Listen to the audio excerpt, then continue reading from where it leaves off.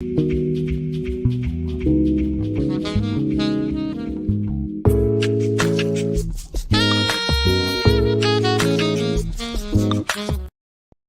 to the show, Mile High Sports. It is Sandy and Shawn. Santa Claus off today, as he has been every single day during training camp. Cody Roark joins us at the beginning of the show when we're out at Broncos Park in Dove Valley, and the Broncos are undergoing their first game week, or at least game-like week. Obviously, when the regular season starts, you'll have a smaller group of players on the field. It won't be 90, and of course, the game will actually count. But when you take a look at this week, Cody, and the game on Sunday is what it is. We understand that the preseason is an evaluative process, but it is also not the whole thing, because part of the drawback of preseason is you're sort of stuck evaluating players on what happens in the game situation-wise. Yeah. But there are still position groups, and we can get into certain players maybe later, but it really position groups, because we know that you're going to rotate in the depth chart, whatever that ends up really being. And what position groups have you seen out here that you want to see against the Colts, because they've either really shined and you want to make sure it's for real, or other ones where you've had some concerns? I'll be honest. I think the one position we've have any concern on is just safety, just because the unknowns. You do have PJ. You don't have any questions about PJ Locke. Brandon Jones won't play. He's injured. The hope is that he'll return next week for joint practices against the Green Bay Packers, as our good friend Comrade Edwards passes by. That's the hope there, but then it's like, J.L. Skinner and Devin Keefe been getting a lot of work, alongside P.J. Locke in the various first-team periods. And, look, that's good. You want to be able to see what your young guys have, and Sean Payton expressed the other day that their depth is a reason that they moved on from Caden Stearns, and their comfort in that depth. So while to many of us on paper, it's like, I don't know about that. Look, you got to trust the coaching staff. There's a reason they're in the position that they're in, and, every move has a reason. Aside from that, I don't really have any concerns about this roster right now, or, position battles. I'm excited to see the wide receivers because there's so many guys, including rookie Devon Vele, who you and I talked about a little bit yesterday morning. And then he goes out and he has a really good practice and some tough contested catches. Really like what I've seen from him. Once again, like if you're going to watch the preseason game on Sunday, it's 11 o'clock a.m. Mountain Time. So make sure you check that out. It's Channel, on the road, 20, Indianapolis. by the way, locally. Yes. Yeah. And then you're going to have, watch him at wide receiver, Devon Vele, number 81, and then watch him as well when it gets to special teams as a gunner. I'm very excited to see that. And obviously his practice is beginning here at Broncos Park, powered by Common Spirit. We'll see what the quarterback rotation looks like here today. Part of me is wondering, we see Bo Nix right here. I think it's Bo. I think Bo's getting first-team reps here today, so we'll see. So if that's the case, interesting, because that means 6 out of the last 9 practices, it's been Bo running with the ones. And Area is under center right there. This is what we've talked about, the idea that Bo Nix is going to be QB1. You and I have said we believe he will start. Not according to the unofficial depth chart that all these people are freaking out about. Like that, it's unofficial, right? Yeah, unofficial. But this is something that Shawn has always done. I'm like, and this is where it's like, you do it because you have to do it. People, right? This is why you need to listen to local, because like the national media outlets that you guys get so frustrated about, because they honestly don't know the team that you're covering. They put out these writing pieces. They put out these think pieces on the Broncos. And you want to know an honest truth? None of these national outlets are ever out here at practice. I'm at practice every day alongside other people. And it's like the local people know what's going on with this team more so than anybody else. So stop getting outraged over the national media outlets. Look, I think Bo has made tremendous progress on a daily basis here. He has stacked days. He's looked good doing it. He's been efficient. He's taking care of the football. So there's a lot to be excited about there. I think everyone's obviously excited to watch the QBs play. Sure, of course. Now the question is, who's going to be the starter this week, right? I have a hunch, right? And I think that the moment it gets announced, I think people are going to be like, oh, no. It'll be Jarrett Stidham. Yeah, I think Jarrett gets the first start here. There's a reason for that, right? I mean, this is part of it's twofold. But Bo will still play. Like, that's the thing people have to imagine. And the depth chart says that Zach Wilson is number 2. I don't expect Zach Wilson to be the second quarterback in for the Denver Broncos. I firmly expect that to still be Bo Nix. But remember, what you're dealing with when you're talking about a rookie quarterback, sometimes you don't want to just anoint somebody, right? Even the Denver Broncos, when they got John Elway after trading for him from the Colts back after the 83 draft, made sure that Steve DeBerg started at first. I mean, when you think about it, did that even make sense? Well, not from a football standpoint, but it's also about building a team culture. And that means that everybody has to earn their spot. And you try not to just, when possible, just give a job to someone, even when it's obvious that job is theirs. And you can go up and down the first round picks, left and right, and around the NFL, and you'll see that virtually everywhere, except for the top overall pick. Obviously, when you're talking about out in Chicago, they're going to have Caleb Williams start, and everyone knew that on day one because they didn't have anybody else. I mean, I think they announced it. Fields. They announced it even before OTAs that he was going to be their day one that's starter. The number one pick. Yeah, I mean, you go down that list, and still all these first round picks. Not entirely sure. When was the last time there was a number one pick? I'm trying to remember. Who was the last number one pick that didn't start week one? At quarterback? Was it? Think a little bit. Was it Josh Rosen? Could have been. Could have been. I think Sam Bradford was the. Bradford was still there. Yeah, but for the most part, look, that's how it goes, and everyone knows that's how it goes. And at the same time, you don't want to just hand it to Bo Nix. You want to as much set the culture and the tone in your room. Shawn wants these guys to earn it. And look, I would say this: Bo has come out here. Bo has earned every rep that he's gotten. We just talked about the 6 of the last 9 practices. He's been getting the first team reps. That's a big sign. That's very telling in comparison to what he's getting versus what Jarrett's getting now. To the point that we mentioned, if Jarrett gets to start here, and I would be, put it this way, I'd be stunned at this point, Cody, if Jarrett Stidham did not. Think about this. Veteran guys, this is his 5th year in the National Football League, right? You're on the road. Though I would say, wouldn't you want to see a little bit of maybe Bo on the road? You're going to see him play, but you want to see him get the start on the road? I don't think that's a big deal. I think you'll see it in the second game. Okay, so I'll make this reference too. There's last year at the University of Oregon, his road production, 16 touchdowns, 0 interceptions on the road last year. So he's not really, I think he's a good enough quarterback. The road stuff doesn't faze him. Now, it gets a little bit louder. He's played in some loud environments, though, in college football. I mean, he used to play in the SEC. So, I mean, I don't think that's a dynamic that really bothers him or, is going to get in the way of him there. But I think the safe thing would be, hey, roll out Bo week 2 against the Green Bay Packers at home. It's going to be, I think, a 6 o'clock p.m. game. Exactly what they're going to do. So, I mean, just do that. But for team purposes, you defer to the veteran. You give the veteran the opportunity to start the first game.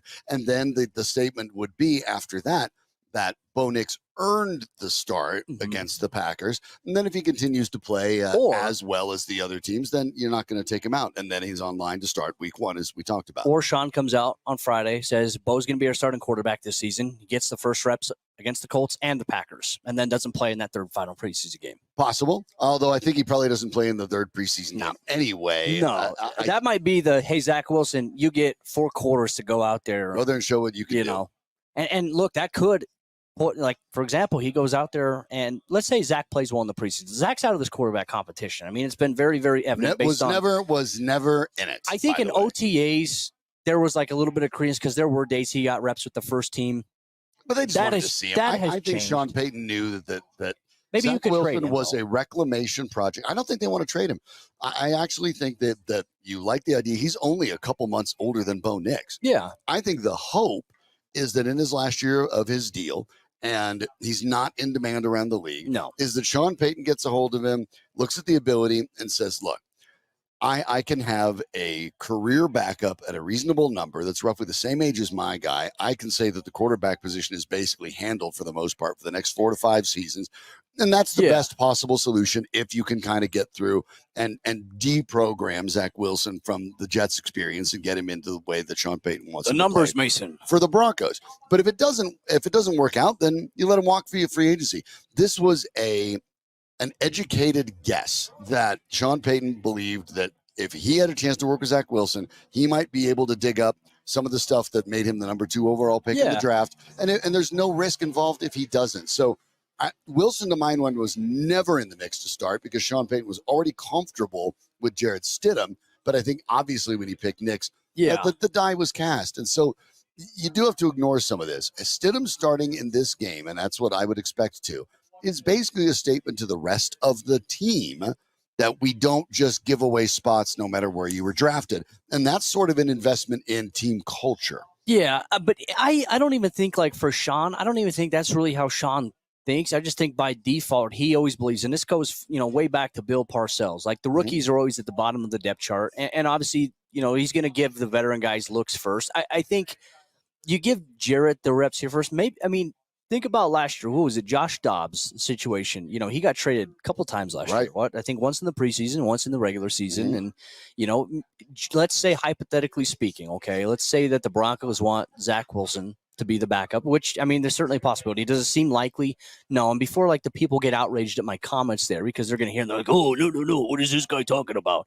And remember, you have by the to way, be smart. All three are going to be on this team because you can have the new Practice rules squad. allow you to basically have three. You can have a guy on the practice squad. You can elevate the quarterback, the third quarterback, every week, and then you don't expose him to waivers like you do every other position. It's a new rule this year just for the quarterback because last year, on average, NFL teams used more than two, slightly more than two. 66 quarterbacks started games last year. And the likelihood of, you having to go through three, it's small for the most part. But as you've seen, hey, you could have, you go into concussion protocol. Let's say you get, the wind knocked out of you. Even if you're not concussed, you're coming out. You need someone else to go out there. I think the whole Brock Purdy situation kind of put things into perspective. But I don't think Denver carries three quarterbacks on the 53. I think they carry two. And look, it could be, think about it. I think if Denver were to somehow move on from Jarrett Stidham, I got to double check this number. I think they could save $5 million in cap space. That is correct. Yes. And so maybe, let's say Jarrett comes out here, plays well in the preseason. Maybe there is a team out there that says, hey, we don't see Jarrett as a starter, but we think he'd be a good backup. Then maybe a team tries to trade for him. I think that's very unlikely, but it is a possibility that we do have to discuss. Regardless, Bo Nix, if he's the starter, which the team's plan is for him to be the starter, Jarrett, I think, would be a good backup to have for him. And, you allow Zach Wilson to be on the practice squad all year long. Mm-hmm. You allow him to develop, and maybe you re-sign him next year to a one-year deal to be the backup. About that.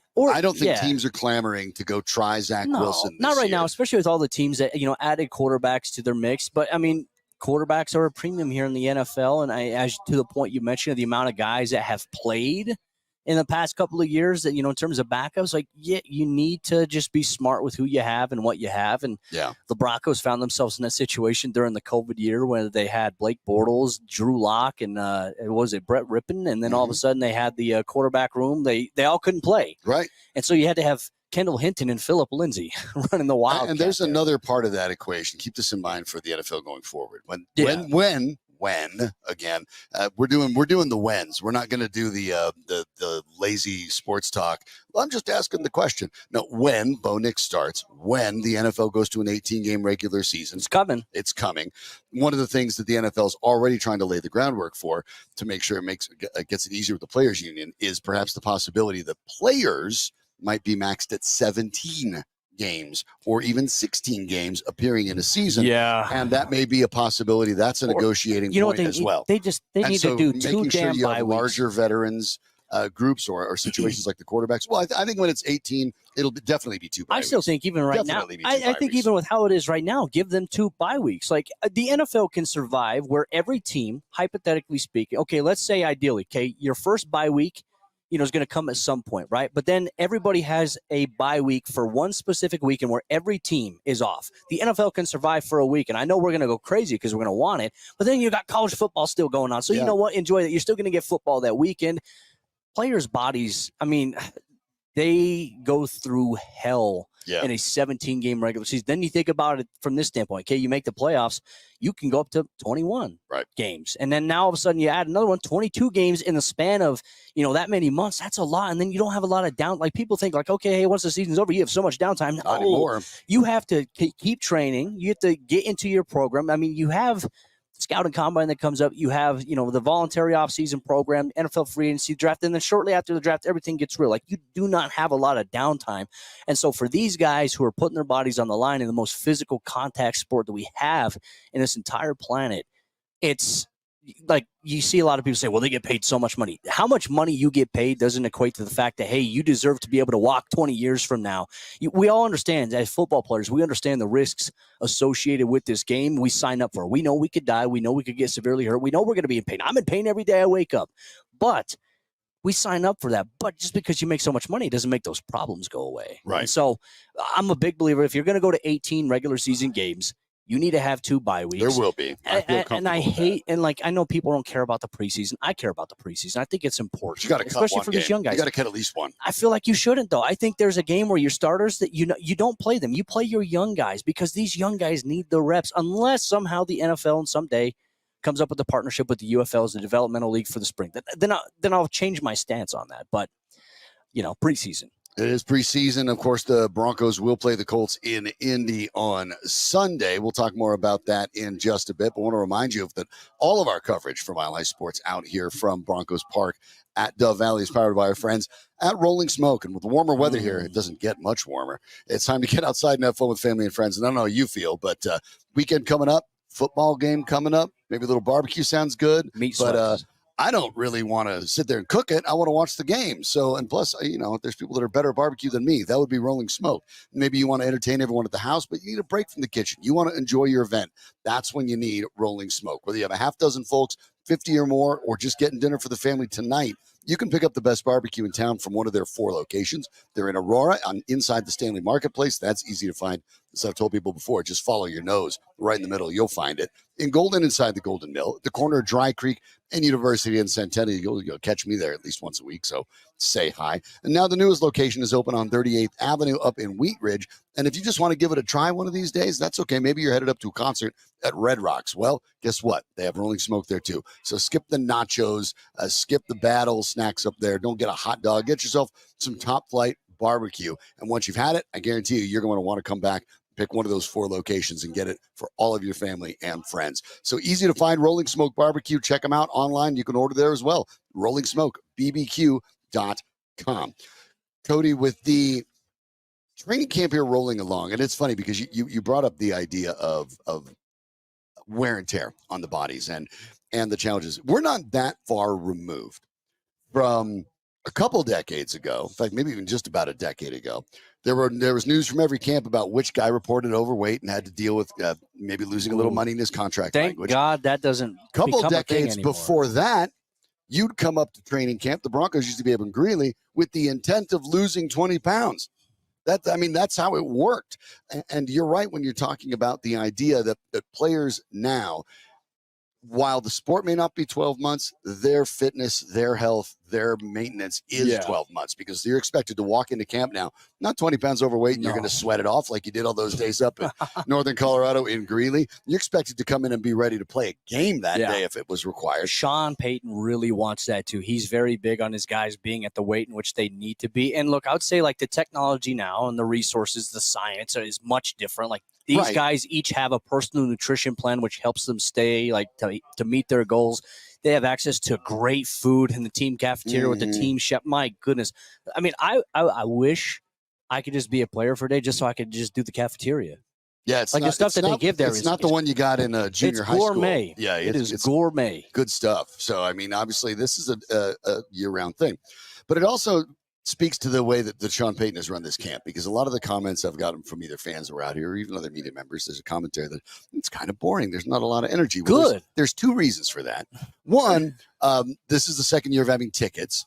That you have to be here out at camp with the fans being out here. And that was for a couple of reasons. But one being the fact that Arapahoe County and the Broncos actually had a limitation of people that are supposed to be on the berm. That was because the Dallas Cowboys joint practice. There was a ton of people, and I'm not sure this. And the fire marshal did not love it, and so they had to work it out and make sure they went back to the original agreement that the berm can hold. Somebody did snitch though. I remember somebody took a picture. I think it was someone at the fan took a picture and snitched.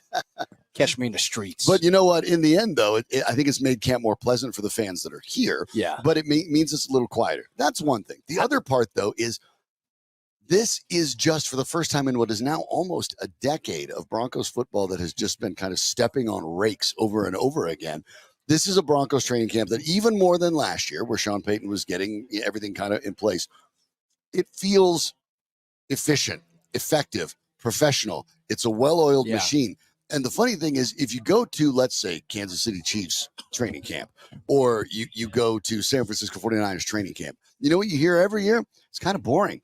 Not much. Good. Yeah, that's because they know what they're doing. This is all prep, and it's done in a specific order, a specific manner of doing things, from day to day, from hour to hour, from play to play. And it finally looks like that. And that's one of the reasons, though, you and I diverge wildly on how we think the Broncos' record will finish, but I think we agree that this is one of the best reasons to believe that the Broncos have finally turned the corner and are going in the right direction. I also feel like this is a big reason why they were actually better last year than than some people thought. Like, despite the 1-5 start, like, they have the ability to flip the switch. Like, despite all the circumstances that happen, for them to start 1-5 and to finish with 8 wins on the year is impressive. And I just say this, being out here when Nathaniel Hackett was running practices, right? It was different. It was like mamby-pamby land a little bit. But yeah, like, it was Shawn, all over the place for sure. Like, you talk to players and you ask them, hey, how are the practices? How are things, like, how do you feel about it? And they're like, it's brutal. Because it is intense, it's fast, it's up tempo, and they are literally, there's not a lot of standing around periods. Like, you don't want to be playing grab ass, a lot. Like, and there was a lot of that with Nathaniel Hackett.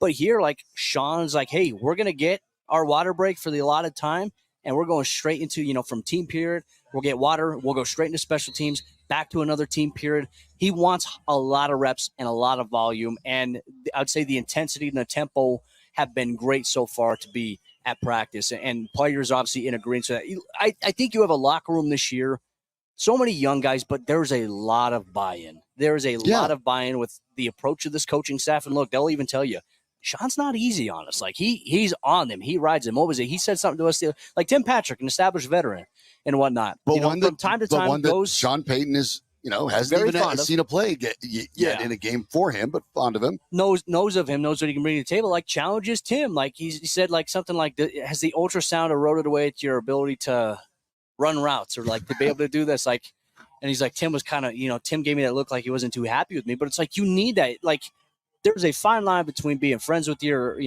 being the friendly coach. I think Shawn, the one thing, like, Shawn's painted out to be this villain.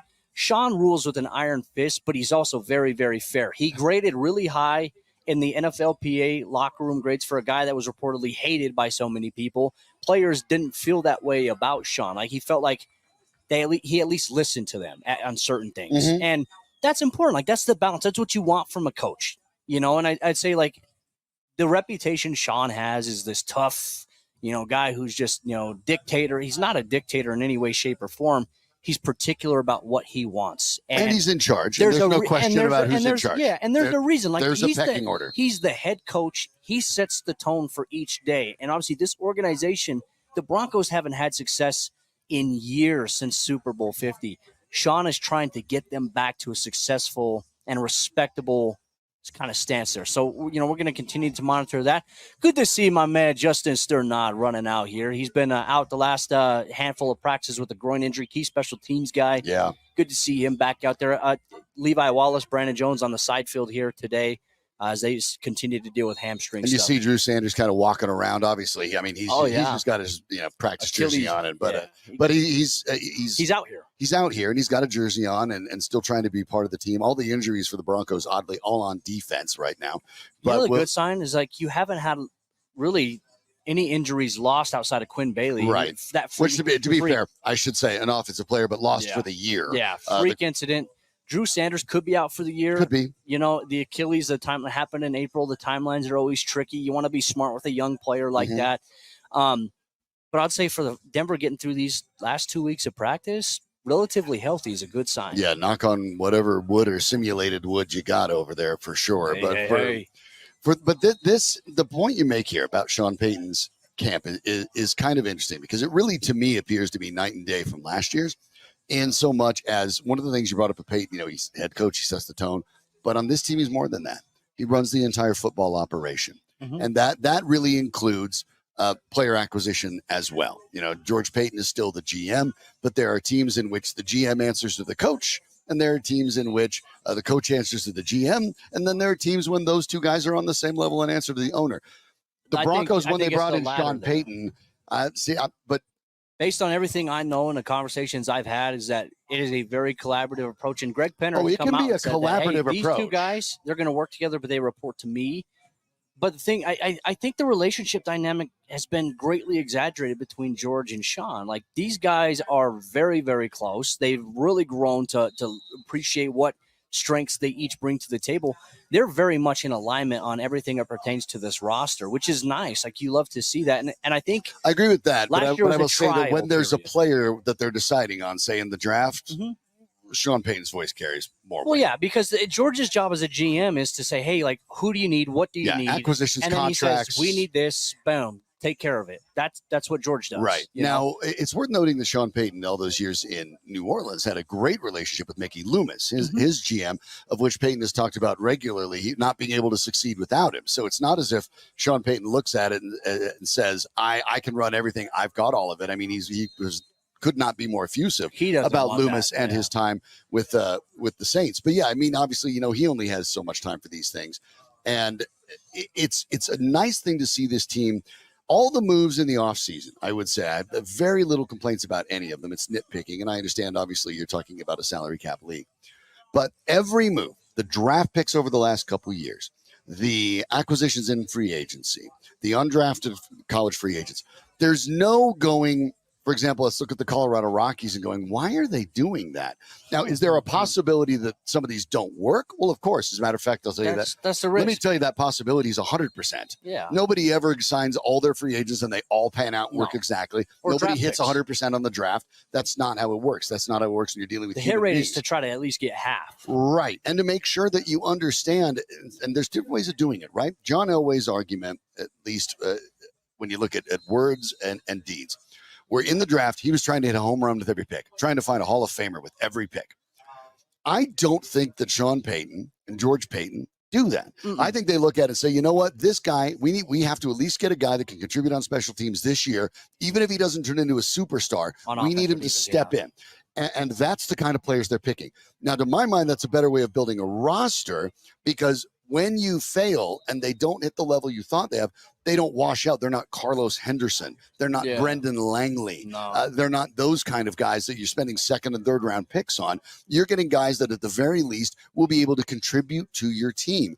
And that's why I think this turnaround is still a little slower. I look at the Broncos realistically and say they might make some actual noise in the AFC in 2026, but maybe it's sooner than that. At the very least, since 2016, which was the last year that the Broncos, I don't think they'll be quite competitive this year. I think 2025 they will be. I think 2026, if Bo Nix is the guy, they can start making some noise.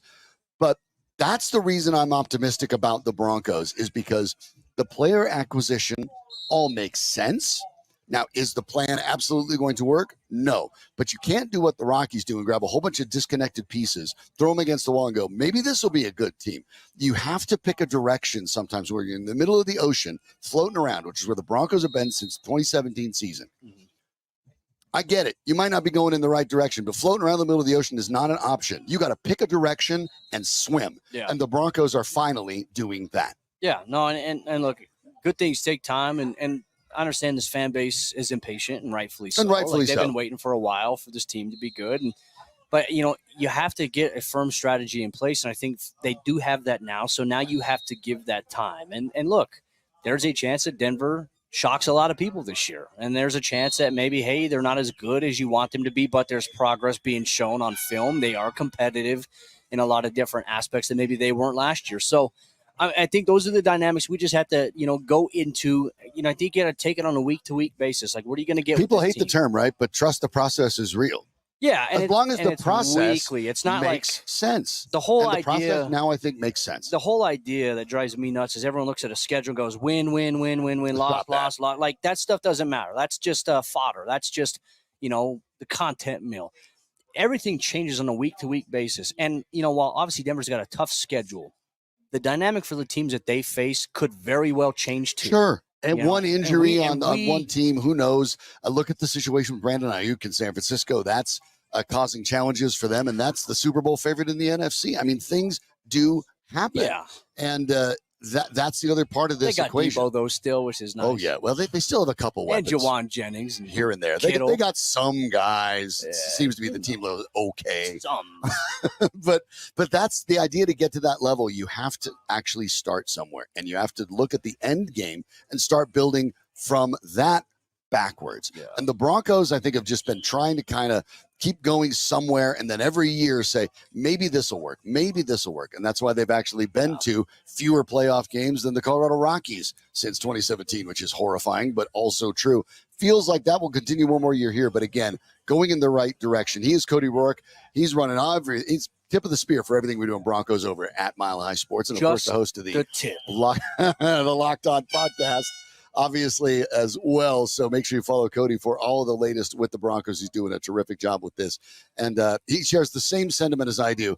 I don't want to do the standard sports talk radio content, writing content nonsense of let me just go with some mindless stuff that'll get me through this day. Let's talk about where we're actually going, what things are actually going to look like. Take the long view, because the long view is what's necessary for the Broncos, and it's necessary for what Sean Payton's trying to pull off. So Cody is the right guy to pay attention to, and it's been great having you here every morning. Yeah, no, absolutely. Thanks for having me. Things are heating up here as we get ready for practice. So literally with that said, and metaphorically, Cody Roark's going to step aside. Thanks so much. Appreciate it. We'll be back for more in just a moment, but I want to remind you that if you're looking for the perfect place to work, play, exercise, and socialize, then you don't have to look any further than the Denver Athletic Club. Right in the heart of downtown Denver for more than a century. As a DAC member, you'll enjoy top-notch amenities like the full fitness center. You expect that. But did you think you'd have a licensed child care center in there? They do. A spa, massage, Pilates, a golf simulator, and even more. But what sets the DAC apart, what has made it such a legend around these parts, is its vibrant community. The club is member-owned, and it's all about you, offering year-round social events, co-working, dining, and fun for the entire family. The Denver Athletic Club is truly a club for your whole life. And now, for a limited time, new members will pay nothing in initiation fees. That's $0. That's about as good a price as you can get. So if you've ever thought about joining the Denver Athletic Club, now's the time. Join the DAC today.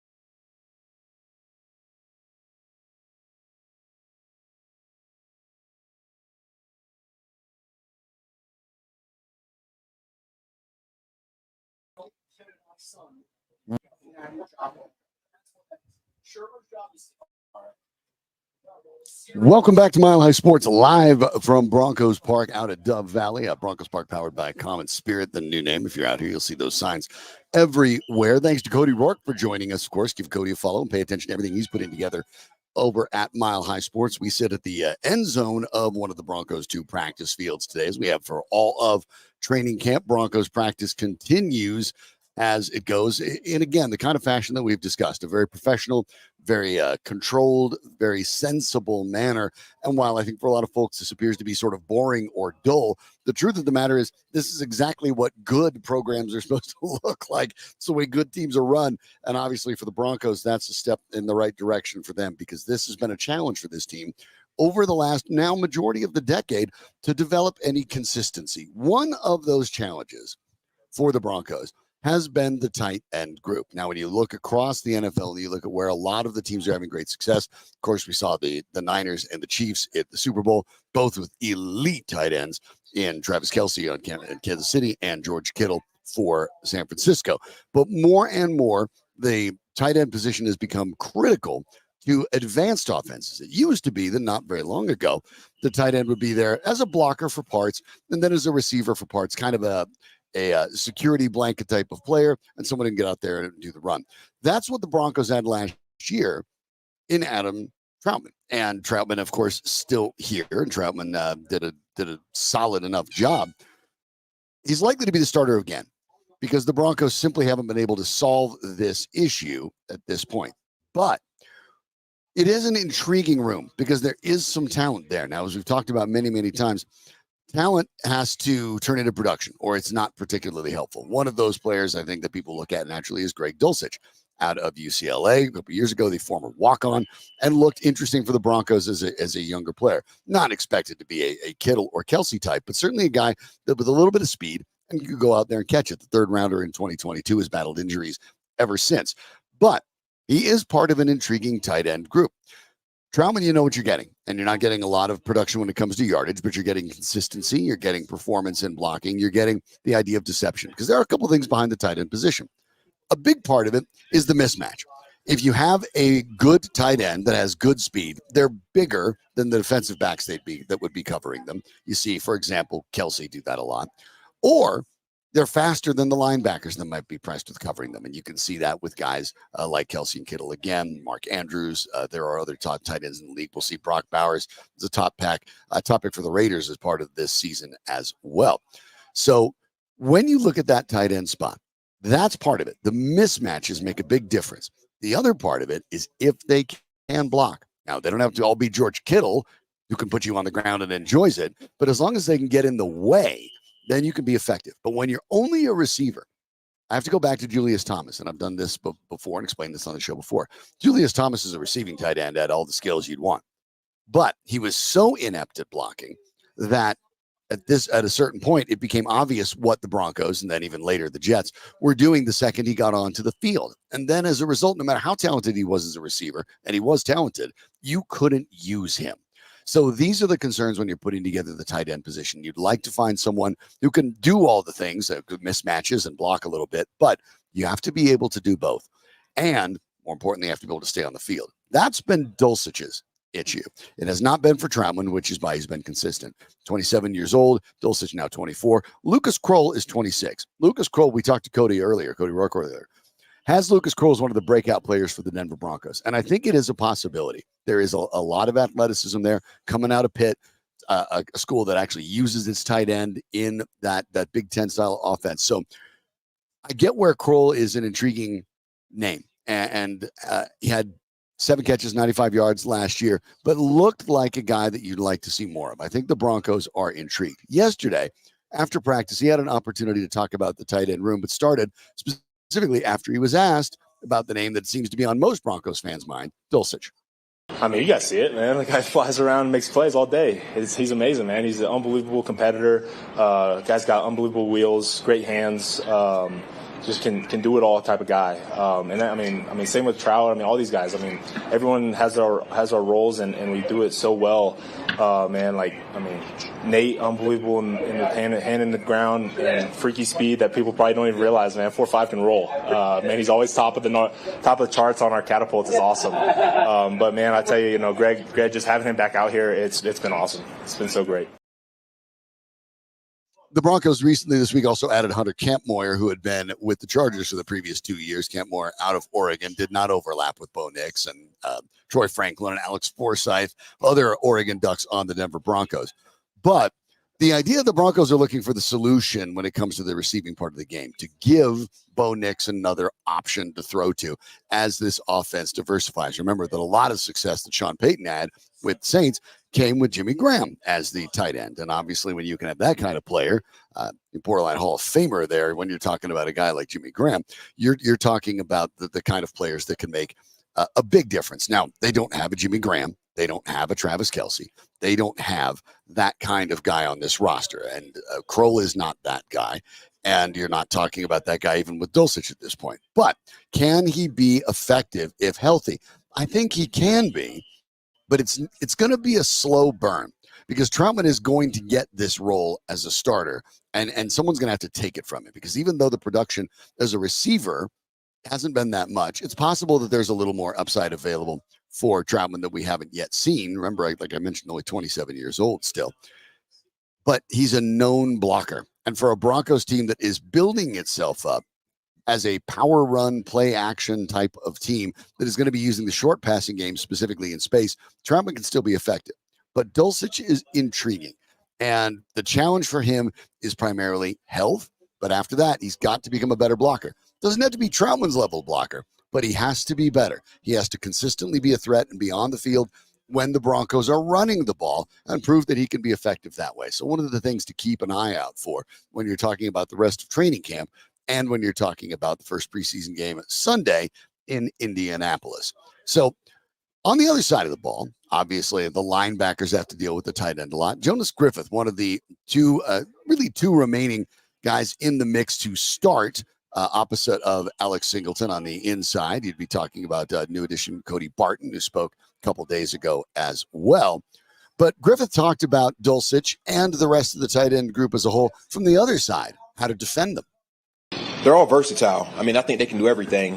They can block and they can run routes really well. And I think it's making us better as backers. I mean, each guy poses a different challenge, but they all kind of are the same, with what they do and what their capabilities are. Well, and that's obviously something that has an interesting corollary with the wide receiver spot and the running back spot. We've talked about the running backs, how all of the running backs have a lot of ability, but a lot of them have different skill sets. The tight ends, the idea for a tight end, of course, is you'd all like to be able to do everything. And there's some positivity from the teammates. At this point, we have not seen a Dulcich or Krull consistently show that they're going to be guys that can, quote, do it all. But the Broncos were not aggressive in adding to that position until they added Campmore just a couple of days ago.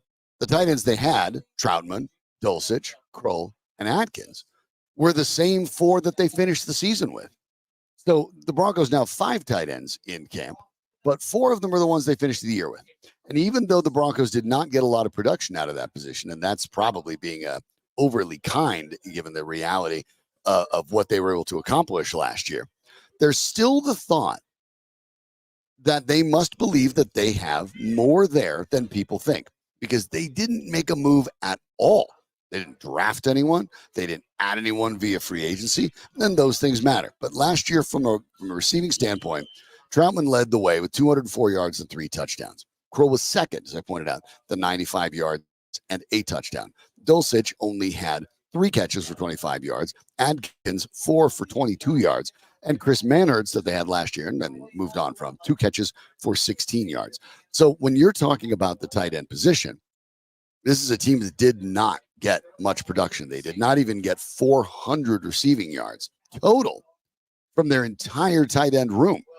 That's problematic. Now, the Broncos have to do better, because 400 yards last year would have been the 4th overall receiver. Marvin Mims had 377. He was 4th. Samaje Perine had 455. He was 3rd, and you might have been surprised to know that as well. But yes, Perine, the Broncos' 3rd leading receiver. This is a team that did not produce through the air. Now that they're expected to do more of it, but still, this isn't going to be a Drew Brees pass all over the place offense. This is going to be more of a power run offense. Try to control the clock, kind of make sure these games stay relatively low scoring, because the expectation with their quarterbacking situation at the moment, as it evolves to Knicks, is going to be not a high scoring one from the get-go. Maybe you'll be surprised. Maybe everything will be fantastic. Knicks will be phenomenal. The Broncos will throw for 5,000 yards. Who knows? These things do happen, but you can't predict it and you can't expect it. And when you're building in your expectations for the year, for the Broncos, the coaching staff has to look at the reality of it and realize, sure, exceeding expectations would be great. Love to do that. Everybody loves that. But you should probably have realistic expectations, because that means when you do, you won't be disappointed if they end up just a little bit under it. The realistic expectations are how you build teams. Unrealistic expectations is how you start believing that you're a contender when you're not. And one of the things that I've really liked about the way Sean Payton has handled this year in particular is the fact that he is focused clearly on realistic goals and realistic roles for the players on this team as it continues its rebuild. No, the Broncos aren't using that word, but that is absolutely what's going on here out at Broncos Park, powered by Common Spirit at Dove Valley.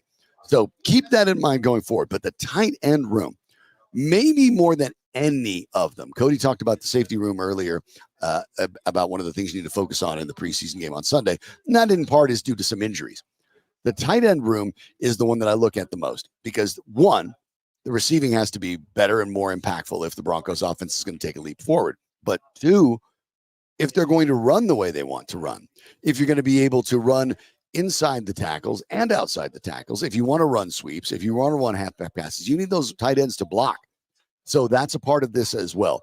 That room, the tight end room at this point, intriguing for a couple reasons. First and foremost, as I pointed out, because they didn't add anybody of significance in the offseason. That tells you they believe in what they've got, but you haven't actually seen them succeed yet. And until they do, that's a major question mark for the Denver Broncos. Want to remind you, it is Wellness Wednesday, by the way. We do that every Wednesday at Mile High Sports, thinking about mental health, because mental health is health. And we do that with our friend, Dr. Rick Perea, world champion performance psychologist for thinkoneforyou.org, his company there. And you catch him every Wednesday on Wellness Wednesday. He's been a successful consultant for the Broncos when they won their Super Bowl championship, for many different NFL teams, for the Nuggets, for all sorts of sports teams all over the professional landscape. But did you also know that he worked with individuals, families, companies, also that as well. So you can find all of that and get your checkup from the neck up, at your health right. And you can do that with our friend, Dr. Rick Perea. Listen to Wellness Wednesday every Wednesday on Mile High Sports, an array of really interesting guests, really interesting topics, how it affects the sports, life, performance, something that all of us are looking to improve. And make sure you check out more of what he can do for you. Check out the website, think1foryou.org. That is think1, the number 4, you.org, and see if Dr. Rick Perea can help you, as he's helped so many others, win world championships and perform at the highest level, whether it's high school sports or whether it's your job or anything else you're looking forward to get better at in life. Check him out. Today is Wellness Wednesday. Think1foryou.org. Think1 the number 4you.org is the website. As we remain out here at Dove Valley, little bit of news breaking in slow motion. As it were, we know about the Brandon Ayuk situation out in San Francisco. Broncos fans had been sort of clamoring for the Broncos to get into that. They were never going to get into that. The Broncos are not in a position to go pay a $30 million a year receiver.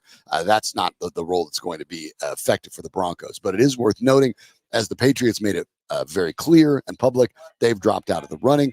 Over at 93.7 The Fan in Pittsburgh, Andrew Filipponi reports, and I'll read you the quote, sources say the Steelers have a verbal agreement in place for the 49ers where Brandon Ayuk, all the terms of the deal and contract details are being hammered out now. The wide receiver is coming to Pittsburgh. Now, were that to come to fruition, that changes things for the Denver Broncos, because if you believe, and I don't, but if you believe the Denver Broncos have a chance of making the playoffs and being in the mix for the wild card, and Cody Roark has talked about it and believes that they may very well have that.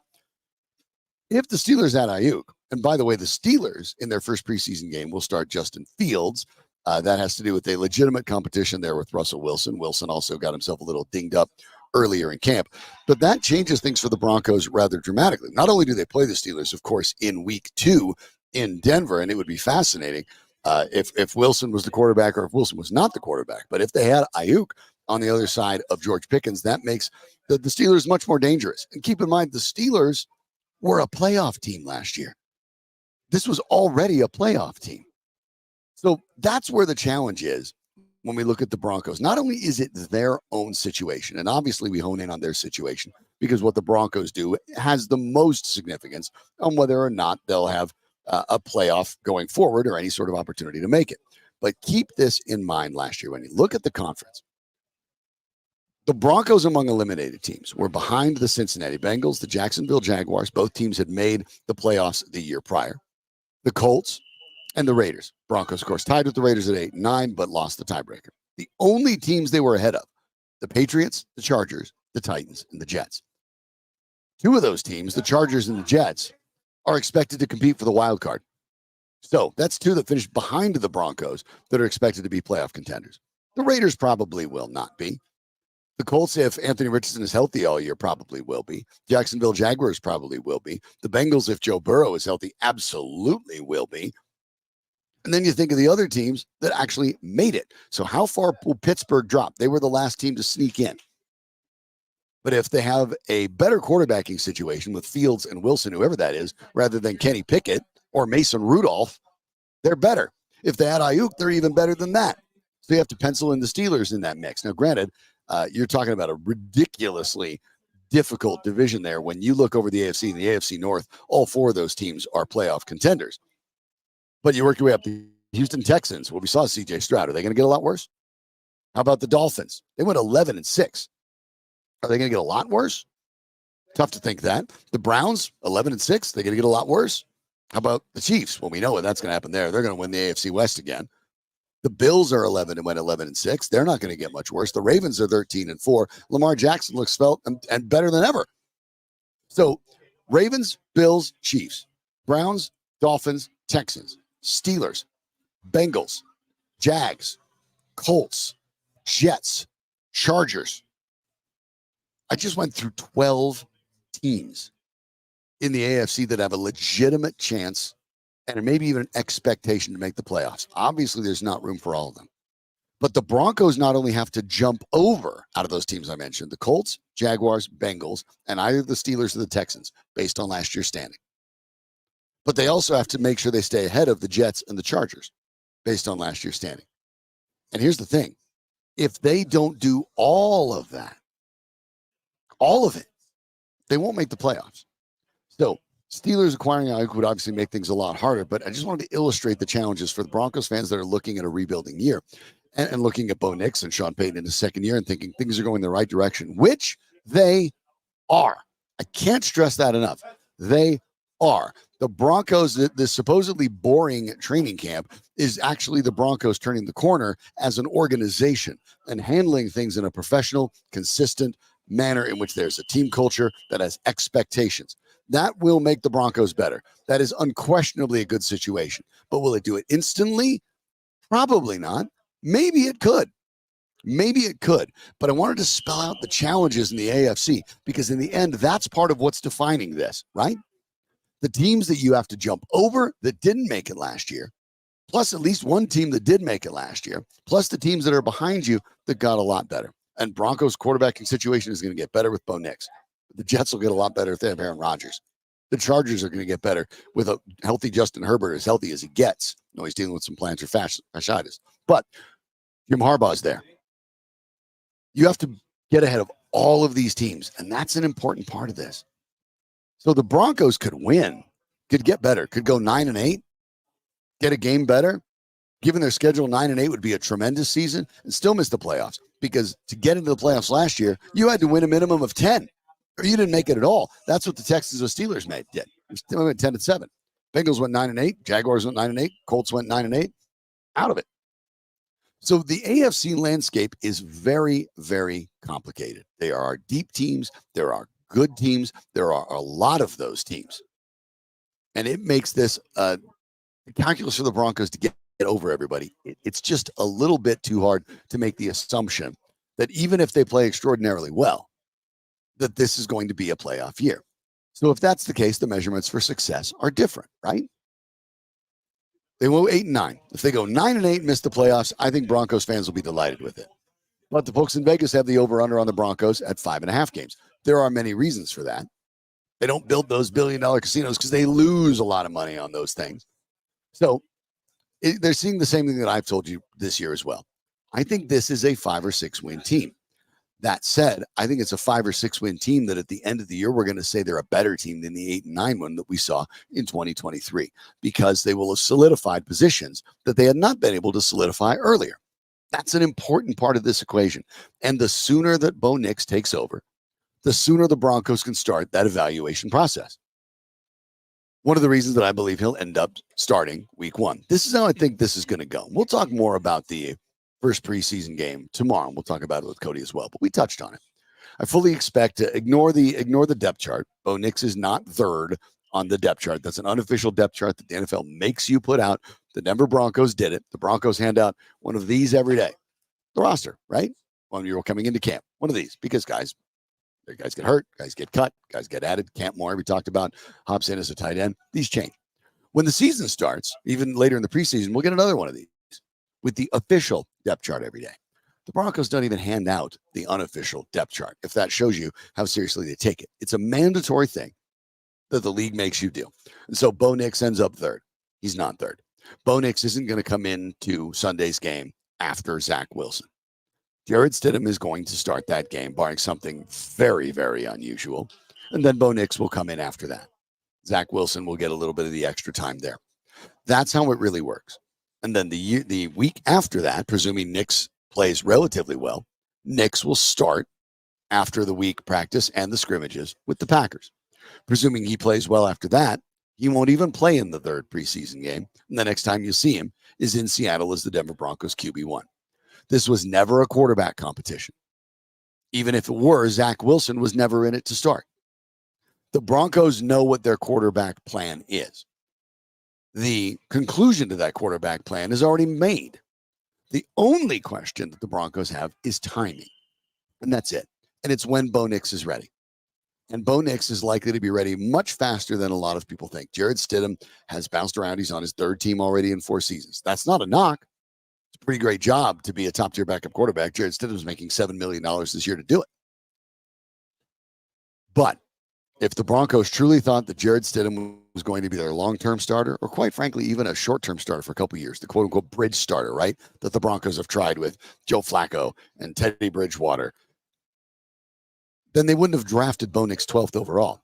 Or they would have gambled like a lot of other teams did and believed that Bo Nix is a second or third rounder and waited, maybe picked him up in the second. But they didn't want to wait. They wanted to get their guy.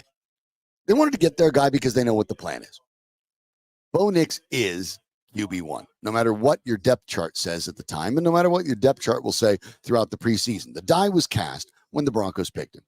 Likely it was cast before that, during the combine comparisons in which Peyton and company came out, both Peytons and company came out talking about Bo Nix and how he'd learned the playbook overnight and had the answers to all their questions. Bo Nix has 61 career collegiate starts.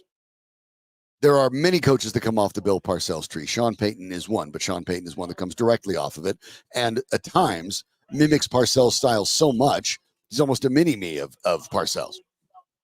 Parcells always thought the best indicator of success for a college quarterback can boil down to one thing, one stat, starts. Because your program thought he was the best guy to start the game. The programs can vary wildly, right? The stats can vary wildly. But if your program thought that that's the guy to start, that tells you what you need to know. His program, his coaching staff thought he was the best guy that gave him the best chance to win football games. And so the more starts you have, the more likely you are to succeed at the next level because some of this doesn't seem as foreign. And what have you heard about Bo Nix coming out of camp? Exactly what I told you we'd hear. Oh, he's savvy. He's ready for it. He's picking it up quick. Of course. He's 24. He's had the most starts in history. His team was in the semifinals for the college national championship last year. Of course he's ready. Will he have rookie bumps and in the road? Of course he will. But all that's part of the plan. And to assume that either Jarrett Stidham or Zach Wilson wouldn't, that's the other thing you have to think about. Oh, well, Bo Nix will make some rookie mistakes. Yep, he will. The question is, would the other options not make those kind of mistakes? And there's no indication that Jarrett Stidham or Zach Wilson would either. Zach Wilson has far more NFL starts than Jarrett Stidham. He's not even in the mix. Never was. This is Bo Nix's job and Bo Nix's team. Everything is on track for him to still start on week 1 and take the Broncos job for as long as he can hold it. That's the plan. It was the plan. It's still the plan. Ignore whatever the unofficial depth chart said. When the actual games start, you'll see number 10 at quarterback, barring something very, very unusual. And that would be a very good sign for the Broncos, even with the rookie bumps and bruises. But remember, it's not likely to end in playoffs, no matter how good Nix is, no matter how much improved the Broncos are. The hill right now in the AFC is a little too steep to climb. And I suspect the Broncos knew that, from ownership to GM George Payton to coach Shawn Payton. And it's one of the reasons for this season and next, they were willing to take an NFL record, more than double the dead cap money that any team has ever had. They were willing to take that over this year and next because they look at the landscape of the AFC and realize their opportunity to make noise is after that rolls off. That's all been part of the plan. And so is the camp boring? I suppose. Is it routine? I suppose. But that presumes those are bad things. It's not. That's how you build success, with consistency. And it's what the Broncos are trying to build. So if there's one thing I can tell you about this upcoming game and what it might mean, it means it's a step along the way, and the journey will be long. The truth of the matter is, if you're a Broncos fan and you're thinking, well, it's been since 2017 since they've had a winning team, 2016 since they've been in the playoffs. The road's been really long. They should get there by now. Well, the problem is the Broncos never picked a direction. Now they have. Last year they did. This is Sean Payton's team. This year already looks demonstrably different than the year prior. The direction they picked, when I talked about the metaphor earlier, that when you're in the middle of the ocean, you can't see the land. You still have to pick a direction to start swimming. Sean Payton's direction, now they're underway. But the Broncos' true rebuild started when they accepted what it is. And that was last year, at least partway through last year, at worst, when it was obvious that Wilson and Sean Payton weren't going to get along. That may have happened even before the season started. Most likely did. But now the Broncos are on track. So don't look at it as boring. Don't look at it as routine. Look at it as steps on the way to success, because that's what it is. That's how you build it sustainably. And I think that's what the Broncos are doing, no matter how they end up their season this year. We'll find out more about it when we get back at practice tomorrow. Thanks to Cody Roark for joining us. As always, terrific to get a chance to talk to him. Make sure you give him a follow. Danny Bailey is over on my right shoulder here. You don't get to see him, but you don't get to see anything if Danny Bailey isn't in the picture. So thanks a lot to Danny Bailey every day for the work out here when we're broadcasting remote from practice. It's not easy to do, but Danny makes it look easy. Most of all, thanks to you. Click and subscribe if you'd enjoyed it. We'll let you know when we'll be back on air, what we'll be talking about. And of course, tomorrow, it'll be more training camp because that's where we're at. For everybody at Mile High Sports, I'm Shawn Drotar. Thanks for tuning in. We'll catch you tomorrow live from Dove Valley as Broncos training camp continues. This is Mile High Sports.